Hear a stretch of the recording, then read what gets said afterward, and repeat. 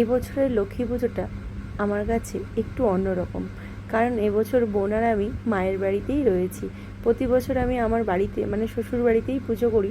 তো এবছর মায়ের শরীরটা একটু খারাপ থাকায় তাই মা বলল যে এবছর তোরা আমার বাড়িতেই পুজো কর, তোরা তো আমার ঘরের লক্ষ্মী। যাই হোক, যেমন ভাবা তেমনই কাজ। তো আমরা আগের দিন যেহেতু হুট করে প্ল্যান হয়েছে, তাই আগের দিন বোন আর আমি চলে গেছিলাম ঠাকুরের জন্য অল্প কিছু বাজার করতে। ঠাকুরমশাই আনিনি, নিজেরাই ঘরে পুজো করেছি। এবার বোন আগের দিন আলপনা দিয়ে রাখছিল, আলপনা বলতে খড়িমাটি নয়, আমাদের ফেব্রিক কালার দিয়েই ও বারান্দায় একটা ড্রয়িং করছিল, আর আমি বসে বসে ঠাকুরের অল্প কিছু বাসন মাজছিলাম।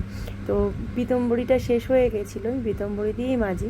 তো মা বলল কাকিমার কাছ থেকে তারা একটু আচার রয়েছে, মানে আচারটা এঁঠো আচার নয়, কাকিমা বানিয়েছিল লেবুর আচার, বাট সেটা খেতে ভুলে গেছে। তো সেই আচারের লেবুটা দিয়ে যখন পরিষ্কার করলাম, বাসনটা ভীষণ ঝকঝকে তকতকে হয়ে গেল। তারপরে চলে এলো ফাইনালি লক্ষ্মী পুজোর দিন। এই বোন আলপনা দিয়েছে বাচ্চাদের মতো। তো তারপরে আমি একটু ঠাকুরের সামনে আলপনা দুটো পা এঁকে নিলাম। তারপরে যেইভাবে পুজো করে এক একজনের বাড়ির নিয়ম তো এক এক রকম।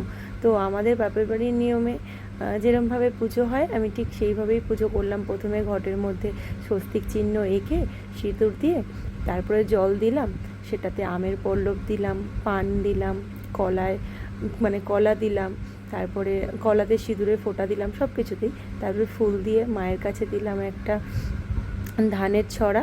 তারপরে যেভাবে পুজো দেয় মায়ের কাছে সেইভাবেই আর কি পুজোটা দিয়ে দিলাম।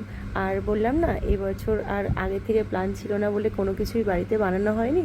তো বাইরে থেকেই সব কিছু অল্প অল্প নাড়ু, খই, মুড়ি এগুলো কিনে নিয়ে এসেছিলাম। তো তারপরে ঠাকুরের কাছে একটা ঘিয়ের প্রদীপ দিলাম, আর 7টা প্রদীপ জ্বালাতে হয় আমাদের, তাই 7টা প্রদীপ জ্বালালাম বাড়ির সবার মঙ্গল কামনা করে।